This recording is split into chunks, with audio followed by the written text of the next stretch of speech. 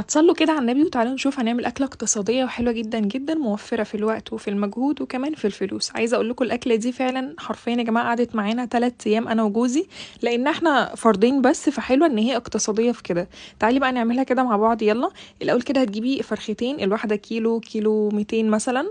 بتورقيها كده وتغسليها كويس جدا. انا عملتها في محلول مية وملح وخل وليمون وكمان دقيق، بقت ما شاء الله حلوه جدا جدا. ايه بتورقيها عشان لو اي بنت ما تعرفش، بتورقيها حبيبتي يعني بتشيلي كده الجلد، بتفصلي الجلد واللحم من بعض، بس حاسبه ان انت تقطعي الجلد. تمام. بعد كده يا جماعه جبت معايا التوابل الحلوه ديت.